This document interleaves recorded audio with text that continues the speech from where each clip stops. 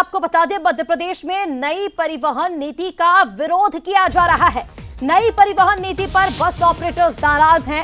2 मार्च से अनिश्चितकालीन हड़ताल की चेतावनी ऑपरेटर्स की ओर से दी गई है। होली से पहले बढ़ेगी यात्रियों की मुश्किलें। 28,000 बसों के पहिए थमने का ऐलान।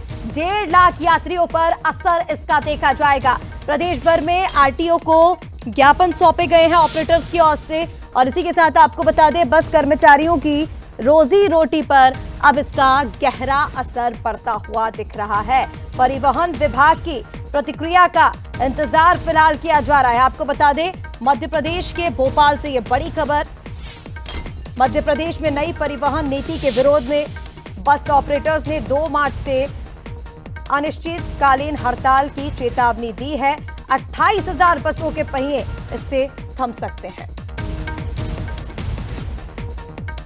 और चलिए, इसी पर और ज्यादा अपडेट्स के लिए हमारे साथ भोपाल से सहयोगी सूरज शर्मा लाइव इस वक्त जुड़ रहे हैं। सूरज, नई परिवहन नीति का विरोध किया जा रहा है बस ऑपरेटर्स की ओर से और चेतावनी दे दी गई है हड़ताल की। इसको लेकर के परिवहन विभाग की प्रतिक्रिया का इंतजार किया जा रहा है, लेकिन क्या चीजें इससे प्रभावित होंगी वो भी बताइएगा, और विभाग अब इसको किस तरह से देखेगा? दरअसल हम देख रहे हैं, मध्य प्रदेश में पहले मध्य प्रदेश सड़क परिवहन सेवा योजना चलती थी, लेकिन वो कई दशकों से बंद हुई। उसके बाद सरकार लगातार प्रयास कर रही है कि ग्रामीण क्षेत्रों को कैसे मेन रोड से और मेन रोड को कैसे शहर से जोड़ना है। उसको लेकर एक सुगम परिवहन सेवा, मुख्यमंत्री सुगम परिवहन सेवा योजना सरकार शुरू करने जा रही है। इसके तहत खासतौर से पीपीपी मॉडल पर होगा। इसमें कंपनियों को कॉन्ट्रैक्ट पर रखा जाएगा और उसकी पूरी मॉनिटरिंग सरकार करेगी। लेकिन सबसे बड़ी बात यह है कि जो बस ऑपरेटर्स का गुस्सा है, जो विरोध है, वो इसलिए है कि वो नहीं चाहते कि उनकी बसों का अधिग्रहण सरकार किसी कंपनी को दे। कि मालिक तो वो रहेंगे, लेकिन उनकी बसों को सरकार किराए पे लेगी। तो ऐसे में कहीं न कहीं बस ऑपरेटर्स का यही विरोध है। शायद यही कारण है कि हम देख रहे हैं पूरे प्रदेश में अलग अलग जिलों में जो बस ऑपरेटर्स हैं वो कलेक्टर के माध्यम से सरकार को ज्ञापन दे रहे हैं कि इस नीति में बदलाव किया जाए। बस ऑपरेटर से सीधे सरकार बस अनुबंध करे, ना कि किसी तीसरी कंपनी के द्वारा अनुबंध करके सड़कों पर चलाया जाए।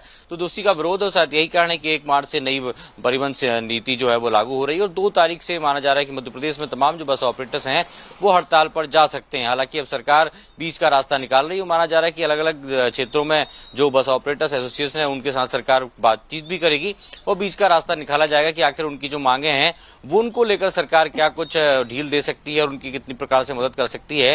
लेकिन फिलहाल बात वही कि सरकार चाहती है कि सुगम परिवहन सेवा के माध्यम से हर गांव, कस्बा, शहर, सड़क तक जुड़े और वो जो परिवहन सेवाएं जो पहले चलती थी वो कम रेट पर, किफायती रेट पर आसानी से सुविधा बस ऑपरेटर्स को मिले। तो अब देखना होगा इस मामले में सरकार किस प्रकार से मध्यस्थता करती है, ये आने वाला वक्त बताएगा।